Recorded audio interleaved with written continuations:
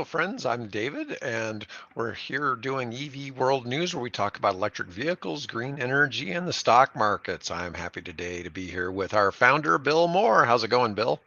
Doing well, thank you very much. Well, let's get right into it. We've got an interesting article about insurance, not something that we typically have as an issue. What seems to be going on is people are having difficulty insuring electric vehicles. And this comes to us from City AM. Insurers are facing huge challenges in handling EVs. Experts have warned today, which could block consumers' transition away from polluting petrol and diesel vehicles. It's the uncertainty over the rising cost of repairing EVs, particularly damaged batteries, has caused some insurers to back out of providing policies for electric cars. Now, I know this is one thing I think Tesla actually took to doing their own insurance for a lot of Yep. their vehicles. But I think part of it was the fact that they considered their vehicles to be so safe that that took a lot of it out. I was talking to somebody a couple days ago, and in that discussion, they were saying that Elon Musk is thinking in 10 to 15 years, we may not need all the safety features we currently have in cars because the cars will be self-driving and they won't play bumper cars. And, so maybe there won't be the need for as many safety features, which would drive down the cost of the cars. This is a big thing Tesla's obviously been working on. That, you've heard the stuff about the giga casting and all that. It's just kind of interesting to kind of see how some of that is playing out. Yeah. Yeah, I would really be interested to hear from folks that have electric vehicles if they have experience. I get a sense that this is probably this particular article, while I'm sure it applies to parts of the United States, I'm wondering if it isn't more UK centric. It seems to be that there's more of a question, about the viability of electric vehicles, particularly in the UK. But I own an electric vehicle. I have insurance on it, which of course you're required to have, um, and haven't noticed any particular bump up or anything like that in my insurance. So it wouldn't surprise me that at some point, of my particular carrier, who shall go unnamed, unless they want to advertise with us, that there may come a time. What I'm seeing more is the issue with insuring properties in certain parts of the country that are more subject to, violent, on weather. I mean, if you look at last week, can you imagine New York City and the amount of Flooding. rain that they got, and there are people driving through, 2 and 3 foot deep, rivers of water flowing down through Manhattan. That's obviously got, and all those basement apartments that were, Oh, it's crazy. becoming drains for the street. I mean, it's difficult to imagine. Of course, then there's the Florida and the Gulf Coast, and there. I think I posted an article recently that the most dangerous part of. Whoop, did something to my screen here. All right, hang on. Sorry. You're still there. Okay. Anyway, that the most prone part of the country is the Texas Gulf Coast to expensive property damage and things like that. So that probably is a larger concern than if you can get insurance to cover your electric vehicle. But the more those, because the same company that insures my car is the same company that insures my house, You and I'm know, sure there are a lot of people that have that. So it'll be interesting to see because as the damages and things go up, insurance companies have to have more to pay deal with out, it. so they're going to have to get more customers or raise more, raise the premiums more, and probably it's likely to raise the premiums more. Yeah, back in the was it in U.S. weather, the worst disaster we've had in the United States was a hurricane that hit Galveston, I think in 1898, killed like Yeah. 5,000 people or more. Oh They're yeah. really not sure how many because they probably didn't have accurate census records there, Yeah. possibly because of tourists and other things that may have been there. They had no idea it was coming. They had Yeah. warning like people do today.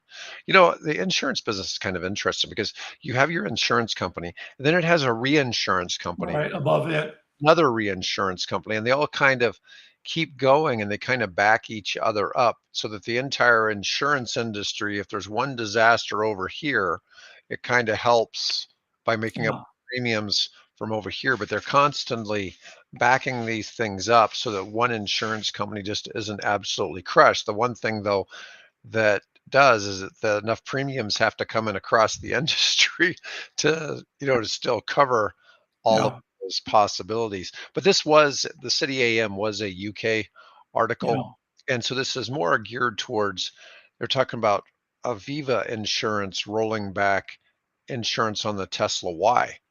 And I know are able to offer a policy at renewal. Well, the thing is, the Y is a very recent vehicle, so it might be difficult to have good estimates of claims and Yeah, exactly.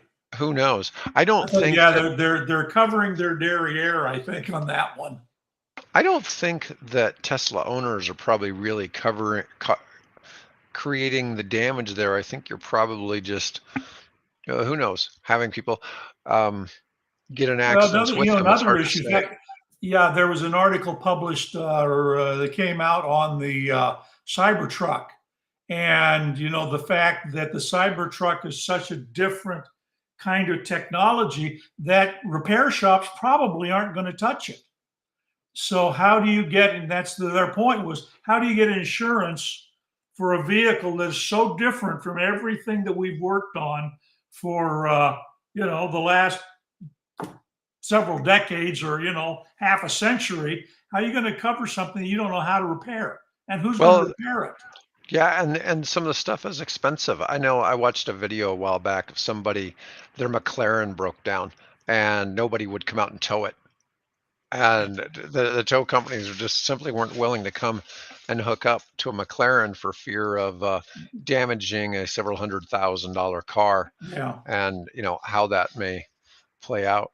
Anyways, our next article is about metal loving microbes. Oh yeah, this one I really enjoy because I have a interest in it. I could point that direction to my table where I have a microscope set up. I've got slides. I've got samples of dirt. I've got insects and stuff. I've taken a really keen interest in this whole area of mycology. Okay. So EVs and mycology, and it turns out actually they're linked because as you dig down into this whole area, you find out that these bacteria, that the minerals that plants need have to have mycelium, fungi that are feeding and using and working with the microbes that gather the minerals out of the soil. So it's the microbes that actually break down the soil. And so it only makes sense that you would want to look at those if you can find microbes that have a certain affinity Right. for different kinds of minerals. And it turns out that there are a species of bacteria that do enjoy eating lanthanite, which is basically in the periodic table is the area that's associated with certain rare earths. So scientists have are working on a way to utilize that property of these particular microbes to take and reduce the environmental impact of processing rare earths, which up to this point is pretty environmentally detrimental. So if you can get the microbes to do, they're estimating about a third of the processing cost. If you can get them to do that for you, then you suddenly make the process less expensive and less environmentally damaging. So it's pretty cool, and that's why I kind of got excited because that's an area that I've been studying for the last several months. And Nice. actually, yesterday I pulled some. Day before yesterday, I went into a local cornfield that had just been harvested, and I scraped up some of the soil, brought the soil back, and then reached into into the little cup that I was using and pulled out just a tiny bit of it and put it on my slide. Holy smoke, what you should see when you start looking at those things at 100 power and or 40x power, it is phenomenal because you see all these little strands that are coming off the roots, and attached to those strands are these brilliant little, best way I can describe them is emeralds. I mean, they're microscopic grains of dirt, but they are, and under the microscope, they glitter like a diamond. And here's these little threads, translucent threads, tying that all together. And so if we can figure out a way to harness that very same process, we're ahead of the game. We lower the cost of the materials, and we make them less environmentally damaging. So how far So do you have that's to why I got travel it. to go find a cornfield in Nebraska? Dang. That's I just have to go up the block here about 2 blocks.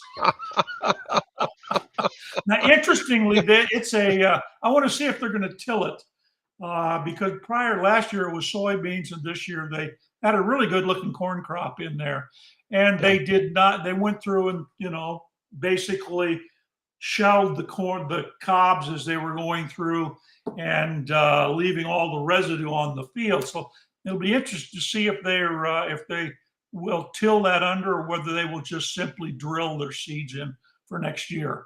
So Yeah, there's a so reason for that. It has to do with preservation of the soil biome and things like that. yeah, So so for any of our listeners who might categorize or stereotype Nebraskans as living around a lot of corn, if you come here, you won't be disappointed no, no. because there's lots of corn. Well, fortunately, I live in on the edge of the metro area, so I can have access to cornfields easily, rather than where I used to live, which wasn't quite as easy. So, Yeah, I'm a block from the end of civilization, and that's why I get coyotes in my yard occasionally. yep, So yep. yeah, but anyways, so rare earth elements are essential components of electric cars. Retrieving these metals from raw ore requires processing with acids and solvents. Through a benign practice called biosorption, these metal-loving bacteria, the Schuanella Oh, onedensis, don't even oneidensis. Anyways, I don't even try. I know. The current methods of rare earth element purification rely on organic solvents and harsh chemicals. The Hmm. methods are costly and environmentally damaging.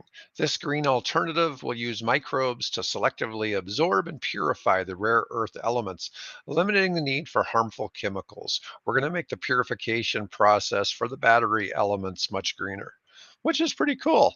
Yeah, It's interesting to see how that may play out. I'm curious how big of a scale this has to be done on to make they it don't spell that feasible. out. Now, connected to that, I happened to connect with a former professor.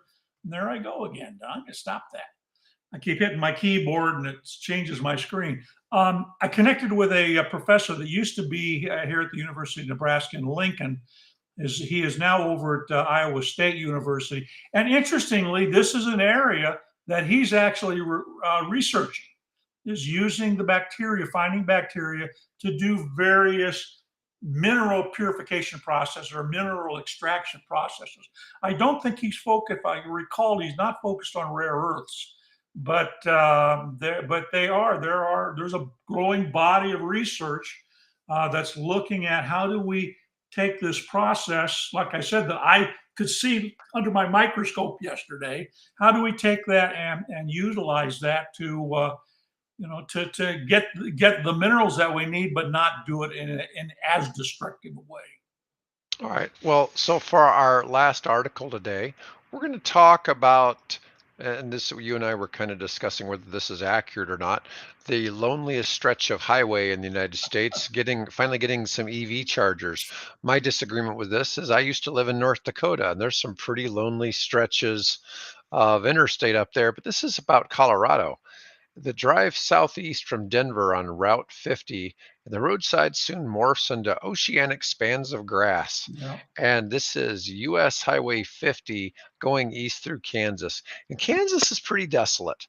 you get outside of you got some cities, you got Topeka and Wichita, and obviously Kansas City's huge, Right. but it's pretty desolate outside of that.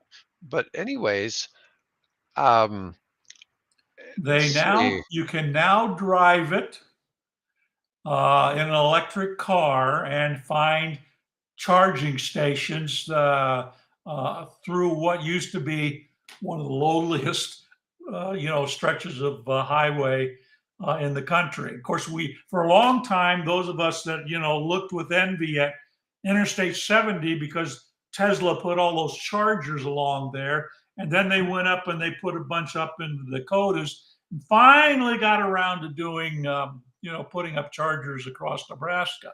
Still a bit sparse. I think we obviously need more of them. But I think the point of this article was is that we are finally getting to where if you want to take and drive, across country in an electric car, 200 miles, 300 miles range, that you can now do that with some level of confidence. Well, the single-celled metal-eating microbes from the last article seem to be all over this map, and you can see the single cells. Each single cell is a charging station. Yeah. The dark orange is a 12.5 mile radius, and the light yellow is 25 miles from the charging station. And it was showing here you still got this one little stretch from Lamar over to Hutchinson that's got a little bit of a ways there, but as you can see, it's funny. There's little charging stations, all kinds of places, kind of north, south of the freeway. But you got a pretty good little stretch there. I can't quite tell. I would guess that's probably more than 150 miles, maybe that stretch. Hard to say. Well, See if I've it never tells driven it, us. so I can't tell you. Yeah, let's see. Route 50 is fraught for similar updated reasons. Newer interstates have siphoned off traffic, making some stretches even more isolated, and EV charging stations are sparse. Making the full trek in a battery powered car requires temperate weather, a few white knuckle stints, and a Yeah. tailwind or two, but it is doable as of a few months ago. With the right EV, a pioneering traveler can now cross America's loneliest road on public fast chargers alone. Let's Yeah. see. So we're getting, Oh, obviously, we've got a lot more chargers to, to install, but it was encouraging to see that they had, we're beginning to get some of the kind of coverage that we're going to need to make the transition. right. I told you I've got a guy on one of my tennis teams that he refuses to fly and he drives that BMW i3 that has a range of about 80 miles. Yeah. So every hour he's stopping somewhere and charging. And it's always interesting because he'll be sending our team photos of interesting people he meets at Yeah. different places and stuff like that. But you figure he's ended up going all the way from up here in Omaha down here to Orlando, and all the way from Omaha over here. I'm not sure which state is which. I think this is Arizona here. Anyways, all the way to Yeah. Phoenix. That's New Mexico. This one's New Mexico. This Arizona Yeah. over That's here. Arizona. And the one Okay. to the right there Yeah. is New Mexico. Oh, okay. Yeah. So this is pretty good little area here he's got to get Yeah, through. well, yeah, the Four Maybe he Corners comes area, through. there's just not a lot there. Yeah, he's Although got. that being said, Electrify America has just put I think 6 fast charging, 350 kilowatt fast charging stations at the entrance to the Grand Canyon.